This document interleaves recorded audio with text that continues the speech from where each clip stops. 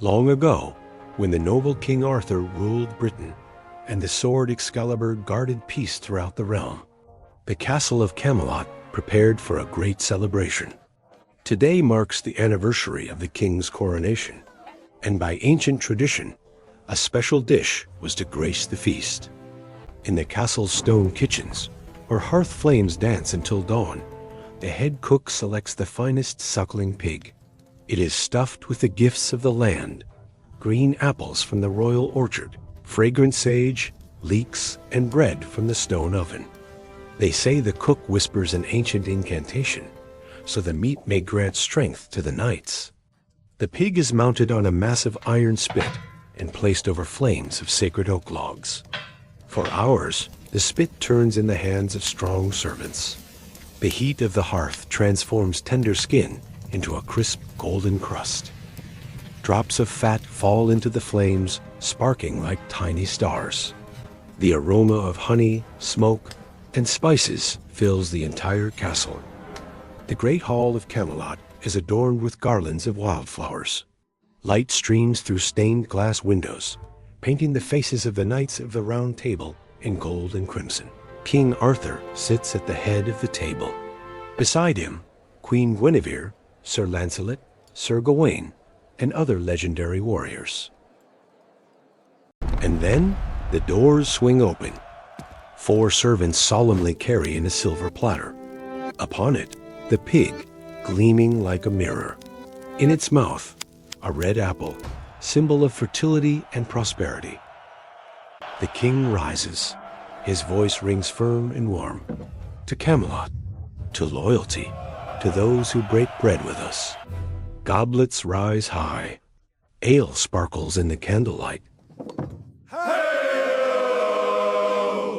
The cook carves the pig. The meat practically melts. The apple stuffing releases fragrant steam.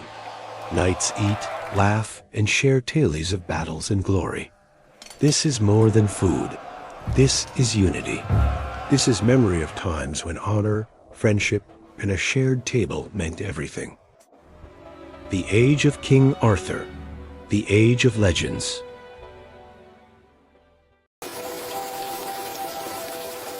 In the cold waters of Wales, where mist creeps over sacred rivers, dwells an ancient creature. The lamprey, a jawless fish that has lived on Earth for over 300 million years, long before the dinosaurs walked.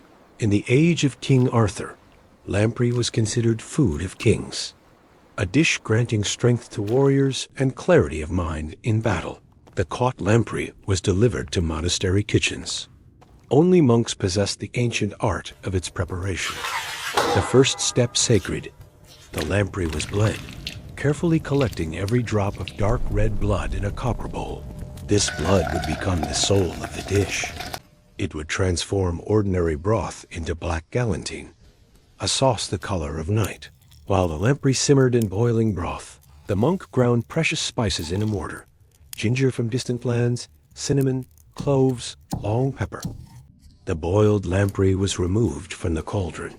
Its flesh had become tender, almost melting. But the true magic was only beginning. The hot broth was strained, and at this moment, the monk slowly poured in the preserved lamprey blood.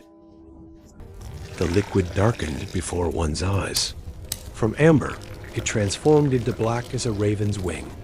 The Galantine gained its power. Roasted bread, ground into crumbs, made the sauce thick and velvety. Spices added the final touch, the fragrance of the East and magic. The black Galantine slowly enveloped the lamprey. The dish was ready.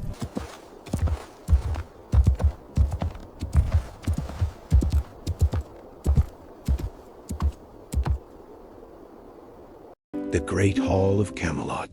Evening candles illuminate the faces of the knights of the Round Table. Today is not celebration. Today is remembrance. Servants bring in a silver platter. The cloth is removed, and all behold it. Lamprey in black Galantine. The elder knight rises. His voice is quiet but firm.